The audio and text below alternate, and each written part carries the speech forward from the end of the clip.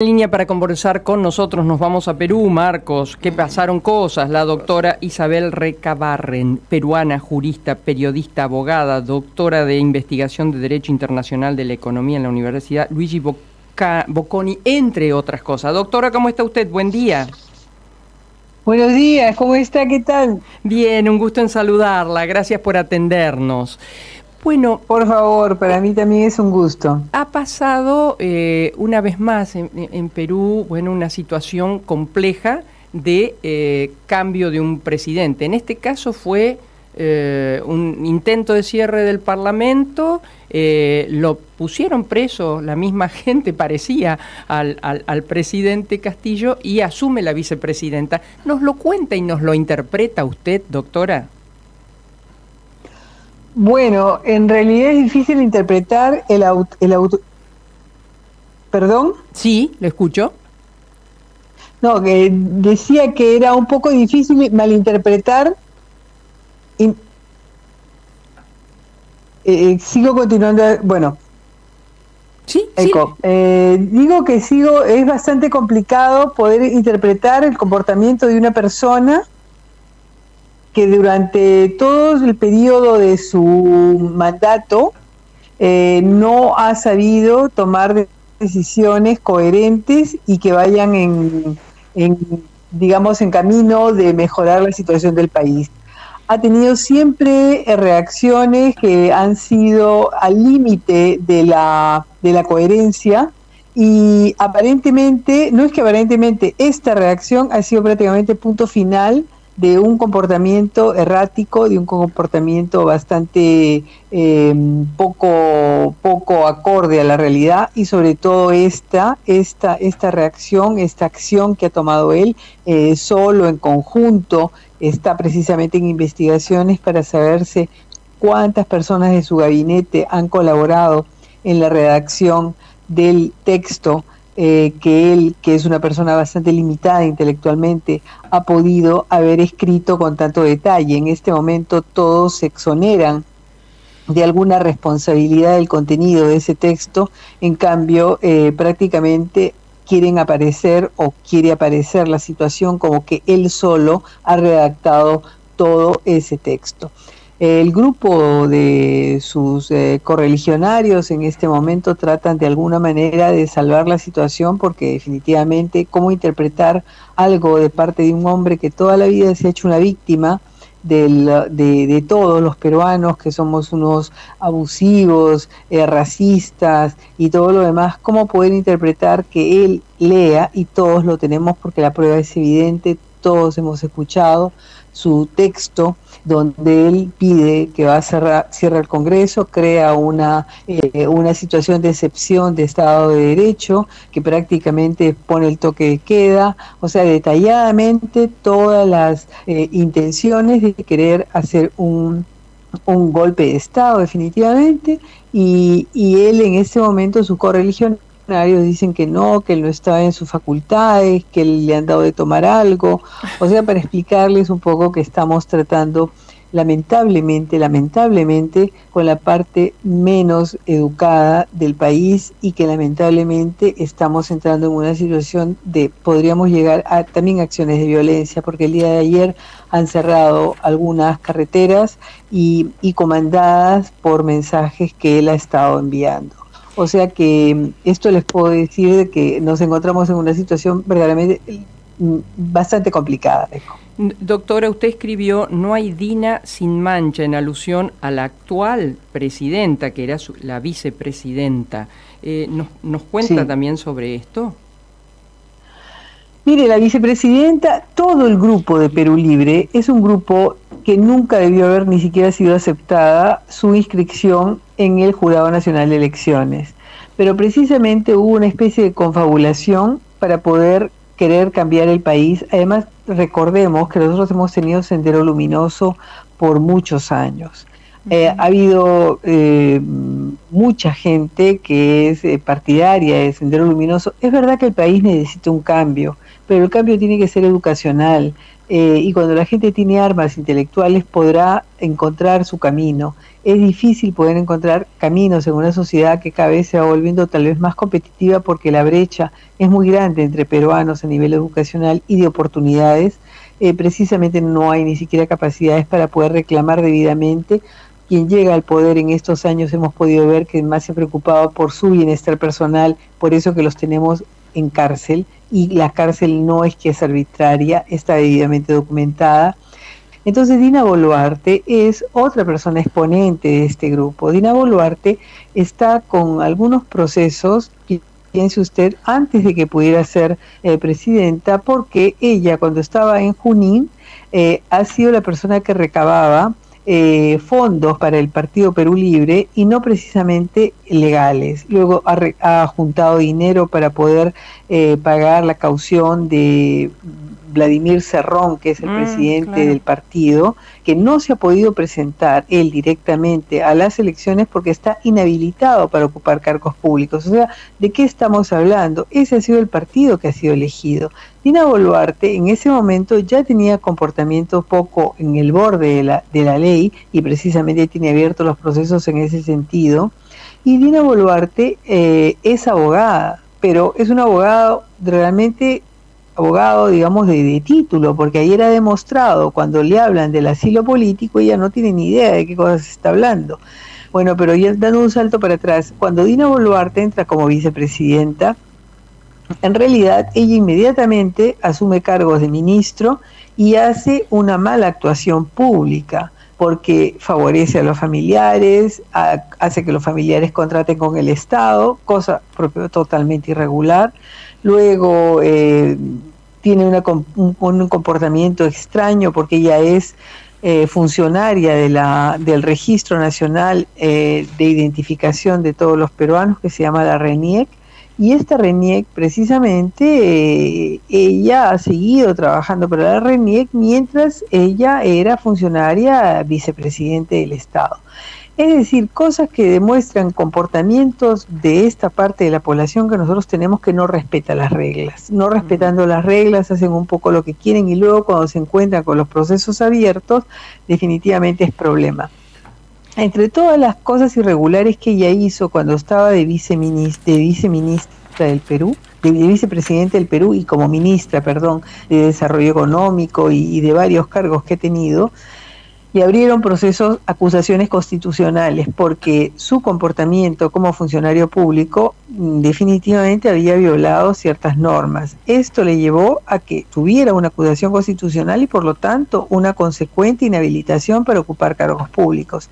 Extrañamente, 2 días antes de que sucedieran todos estos hechos, llamémosle, no sé cómo podemos llamarlo realmente, la subcomisión de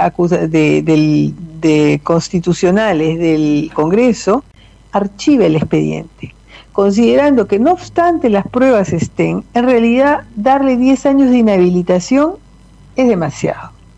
O sea, piense usted la arbitrariedad incluso también de parte del Congreso, que también es otro compuesto en su mayoría por también estas personas, porque tenemos la mayoría del Congreso en manos de este grupo de personas, que es un acto muy interesante de parte del país, si es que vota personas para poder mantener una actitud democrática dentro del Congreso, pero cuando estas personas llegan al poder y se vuelven arbitrarias y quieren destruir y prácticamente destruir la Constitución, volver a nombrar otra Constitución, desarmar todo lo armado, querer hacer una conversión del Estado, porque lo que han querido hacer una conversión del Estado quiere decir hacer un Estado comunista, pero comunista no porque sea ideología, por un lado es ideología de salvación, pero la verdadera realidad es que ellos quieren tener dinero a costa del Estado en las condiciones en que están, sin educación, y mantener el Estado, el Estado en una situación de caótica, y esa es la verdadera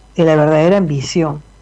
Entonces Dina Boluarte ha sido archiviado ese expediente, por lo tanto habilitada para ocupar cargos públicos. 2 días después sucedió lo que todo el mundo ha podido ver, hemos podido escuchar la decisión del presidente Castillo, el cual ha sido apresado debidamente, porque las reglas en este país funcionan, pero lamentablemente funcionan para un grupo de personas, para otro grupo de personas no funciona absolutamente en modo ni siquiera lejano las normas jurídicas. Por eso es que estamos en un choque total entre los mismos peruanos, porque no nos logramos entender con relación a qué hacer. Pero yo reconozco, y yo lo digo, que aquí el Perú ha habido, de parte de los presidentes, y lo hemos podido ver porque si no, no estarían en cárcel, una gran desatención para una gran parte del país. Desatención en programas sociales, desatención en los mismos presidentes de regiones han robado, están también en cárcel. ¿Por qué? Porque en el Perú hay mucho dinero precisamente por los cánones de mineros, pero no tienen la capacidad de revertir o transformarlos en proyectos que sean de beneficio social. Y de ahí comienza a crecer esto hasta llegar a la presidencia, como lo ha demostrado Pedro Castillo, un hombre del pueblo, dicen, llegado a un cargo máximo, y lo único que ha sido enriquecerse malamente, en manera equivocada, y ahora estamos con Dina Boluarte, que hasta el momento no logra conformar un gabinete. ¿Por qué? Porque tiene que conciliar con el presidente del partido, que se llama Vladimir Cerrón, que es el verdadero artífice de todo esto, una persona, como ya expliqué, inhabilitada para cargos públicos, que es el que dirige. Lo ha dirigido a Pedro Castillo hasta que Pedro Castillo se dio cuenta que él podía realmente robar sin repartir, y comenzó a hacer lo que quiso y lo sacó a Cerrón del caso. Ahora Cerrón vuelve a vivir y está tras Dina Boluarte, pero Dina Boluarte también quiere tener vida propia, y ahí empiezan los conflictos, y hasta el momento no tenemos un gabinete. ¿Esto qué quiere decir? Que probablemente aún no ha terminado esta pesadilla.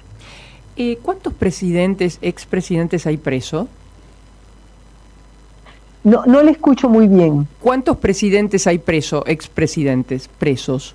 Tenemos casi 5 presidentes, 5 expresidentes. Ahí está, Alan García se suicidó, sí. Toledo está en Estados Unidos, Fujimori está en cárcel, tenemos 3, en este momento pues son 4 ya con él son 5, sí. ¿Qué pasa en Perú? Porque la economía funciona. ¿Qué pasa con la clase política en Perú? Bueno, la clase política es que nosotros lamentablemente carecemos de partidos políticos, porque la desafección de parte del ciudadano ante todos estos partidos políticos, que vienen a ser prácticamente club y refugio de muchas personas que no tienen un prontuario transparente, es más, que son prontuariados, mejor dicho, hace que la gente no se adhiera a un partido. Yo personalmente no hago parte de ningún partido. Yo voto, y como yo muchos, pero realmente creo que tenemos que cambiar esa actitud y tenemos que comenzar a tener la capacidad de agruparnos para poder pensar en el país.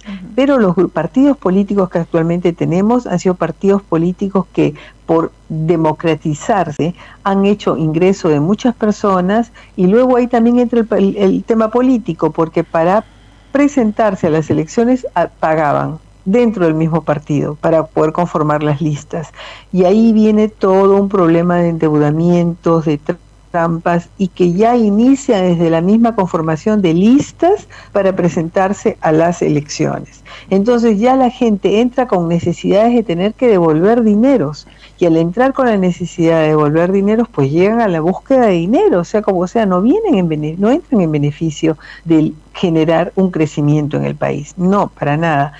Y la verdad, como vuelvo nuevamente a repetir, la cantidad de dinero que se mueve en el Perú por las concesiones mineras, por las inversiones, es enorme. Entonces, esto hace que comienza la corrupción y la facilidad de dinero a circular, y eso crea a su vez desigualdades enormes en el país, con la nueva clase en el poder, que la hemos podido ver desde los militares. Mire, desde los militares que se creó la nueva clase social y política para luego dar paso a otra nueva clase social y política. Todos los que llegan al gobierno son 5 años de banquetes, pero lamentablemente ninguno llega a completar los 5 años porque hemos visto todo lo que ha pasado desde Fujimori, Toledo, Alan García, que Alan García cuando ya vio que tenía que presentarse a dar su rendición de cuentas ante el Poder Judicial, se suicida, y ahora tenemos el caso de este hombre que todo se hubiera imaginado menos que se hiciera él mismo el autogol. No fue ni siquiera necesario sacarlo, y le puedo asegurar que marchas se han hecho hasta cansarse.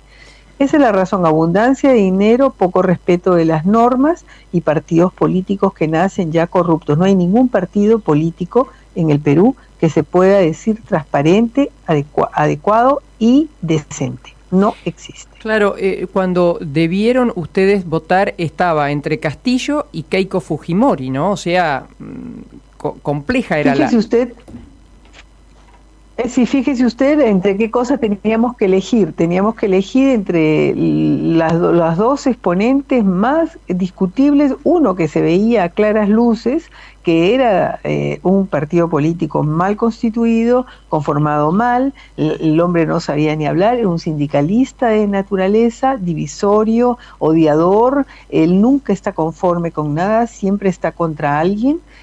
Y luego por el otro lado la señora Fujimori, una señora que nunca ha trabajado, una señora que ha acompañado a su padre, incluso para las mujeres peruanas, traicionó a su madre, dejándola en una situación de vejación por parte del padre, y ella tomó el partido por el padre y lo acompañó siendo la primera dama desde muy joven. Eso le ha llevado un deseo definitivamente de poder, aunque ahora ya parece que aceptó de que no se debe presentar. ¿Por qué? Porque los partidarios de Fujimori, porque Fujimori hizo mucha obra cuando fue presidente, pero también robó, y hemos visto todo lo que hizo un golpe de Estado, se fue a Japón, luego en Japón recuperó su ciudadanía. Es decir, mira, los ha traicionado como ha podido, gente verdaderamente casi diríamos desquiciada por el poder y por el dinero, y ahora Fujimori está en la cárcel. Entonces nosotros teníamos que elegir entre Fujimori, voto en blanco, o Castillo. No hubo la capacidad de unión de parte del país de decir votemos voto en blanco. Y hubiera sido necesario ahí anular las elecciones y volverlas a convocar, pero definitivamente tendríamos que haber vuelto desde el inicio. Y también se sabe que desde el inicio hubieron muchas irregularidades en los votos, incluso gente difunta que ha votado. Y ahí volvemos un poco a la sospecha y el tema de la RENIEC, donde esta señora trabajaba. O sea, piense usted toda la cantidad de dudas, de malestar que existe por no saber a quién tenemos al frente. Doctora, la última pregunta. Estamos conversando con la doctora Isabel Recabarren. Se habla de incluso adelantamiento de las elecciones, aunque tengo entendido, corríjame, que la Constitución de ustedes no lo permite. En realidad, en este caso, lo que convendría, dada la situación, es el adelantar las elecciones. No, en realidad, ni siquiera debería ser adelantar, convocar elecciones, ¿no? Porque no logra esta señora formar un gabinete, la crisis política es muy fuerte, su mismo partido no la reconoce, la consideran una traidora. Hasta el momento han habido cierres de carreteras, han habido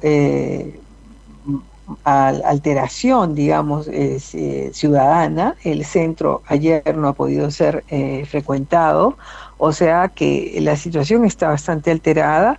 Legalmente debería ella pedir convocar las elecciones, pero por otro lado también ella quiere gobernar. Entonces, estamos en esa situación. En realidad, para la ciudadanía, tendríamos 90 días para poder preparar elecciones con partidos políticos infectados. O sea, hasta el momento no se ha logrado limpiar tampoco los partidos políticos, no se ha podido poner en efectividad el control de los antecedentes de las personas que conforman estos partidos políticos. Incluso hay un jefe de partido político que tiene antecedentes penales y que prácticamente buscan la inmunidad para poder evitar la cárcel, el cumplir las penas. O sea que usted con esto se está dando cuenta de que verdaderamente tenemos una situación moral y de decencia que está siendo totalmente alterada en el país. Doctora, un placer. Otro día que usted pueda, vamos a conversar sobre el foro que la tiene como protagonista europeo latinoamericano de la mujer. Sabe que le escucho con un poquito de perturbaciones, por eso que no lo... Bueno, le agradezco mucho que haya conversado con nosotros, un placer. Muchas gracias, muchas gracias. Bueno, buenos días. A usted, buenos días. Se ve que tenía algún eco, imagino yo, o alguna reverberancia en cuanto a la voz.